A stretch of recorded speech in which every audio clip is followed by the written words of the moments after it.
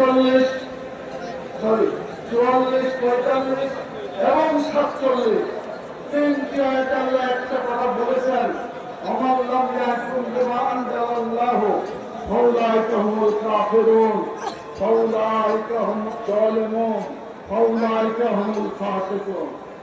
আল্লাহ প্রেরিত যে বিধান, আল্লাহর আইন অনুযায়ী যারা হুকুম পরিচালনা করে না, আল্লাহর বিধান অনুযায়ী যারা রাষ্ট্র পরিচালনা করে না, আল্লাহর হুকুম অনুযায়ী যারা ব্যক্তি, পরিবার, সমাজ এবং রাষ্ট্রকে পরিচালনা করে না, তারা কাফের, তারা জালেম, তারা ফাসিক।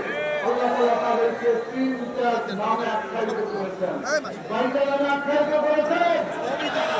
তিনটা।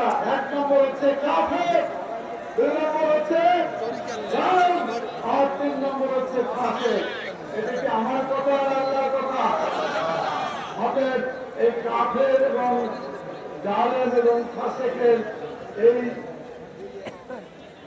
অপবাদ যাতে আপনার ঘাড়ে না আসে, বাংলাদেশের 18 কোটি মানুষকে বলবো যে আছেন, আমরা বাংলাদেশকে চালাই মানুষের আইন দিয়ে নয়, আল্লাহর নাযিলকৃত যে বিধান, কোরআনের আইন দিয়ে বাংলাদেশকে চালাই, তাহলে আমরা এই অপবাদ থেকে রক্ষা পাবো। কথা ঠিক কিনা বলে?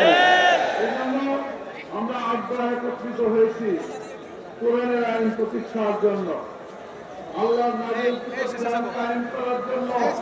আমাদের দরজা বন্ধ হয় নাই, আমরা দরজা বন্ধ করি নাই। বাংলাদেশের সকল দল, সকল সম্প্রদায়, সকল শক্তিকে আমরা আহ্বান জানাচ্ছি, আসুন আল্লাহর বিধান কোরআনের আইনকে একসাথে মিলে বাংলাদেশের আইনে, বাংলাদেশের জমিনে চালু করার জন্য সকলে মিলে চেষ্টা করি।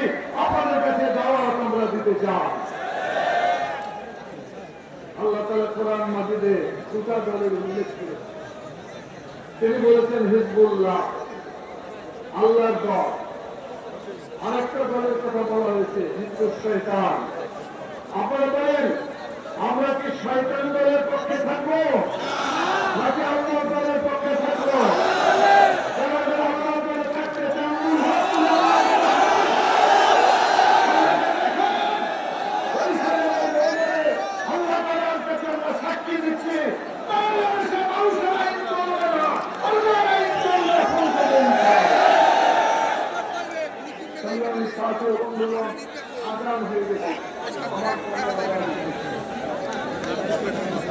আমি কথা সংক্ষেপ করে বলতে চাই, আমরা কি দুনিয়ার জীবনে শান্তি পর্যন্ত থাকতে চাই না আখিরাতের জীবনে শান্তি চাই?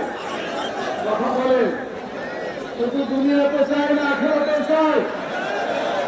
যারা আল্লাহর দল করবে তারা দুনিয়াতেও পাবে, আখিরাতেও পাবে।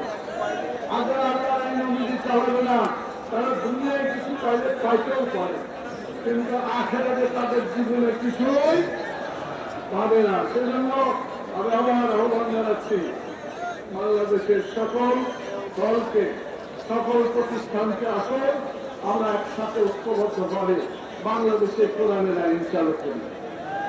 সংগ্রামী সাথী ও বন্ধুগণ, 54 বছরের ইতিহাস বাংলাদেশে। এই 54 বছরে কোরআন মাজিদের একটা আইনও জাতীয় সংসদে পাস হয় নাই বা চলে নাই। কথা ঠিক কিনা বলে? 54 বছরে বিগত দলগুলো আল্লাহর আইন চালু করে কোনো ভূমিকা রাখে নাই। অতএব যারা আল্লাহর আইন চালু করার চেষ্টা করে নাই, এগুলো দেখা হয়েছে না হয় নাই? আমরা সবাই দেখেছি। এ দল দেখা শেষ, ওই দল দেখা শেষ। আগামী দিনে ইসলামের বাংলাদেশ। সংগ্রামী সাথী ও বন্ধুগণ, আরেকটি কথা বলতে চাই আপনাদের। আজকে চতুর্দিকে মহাসমুদ্র বরিশালে আমি আসি না, ব্যক্তিগতভাবে বা বিভিন্ন কাজে এসেছি, আপনাদের জনসভায় বক্তব্য দেওয়ার সুযোগ হয় নাই। আজকে প্রথমে আপনাদের দেখে আমার খুবই আল্লাহর শুকরিয়া আদায় করতে ইচ্ছা হচ্ছে। এত সুন্দর, এত বিশাল, এত বড় মহাসমাবেশ। আমার মনে হয় যে একজন ভাইকে বললাম, অতি থেকে এরকম সমাবেশ আপনি দেখছেন, অনেকে বলছেন যে সবচেয়ে বড় সমাবেশ। হিসাব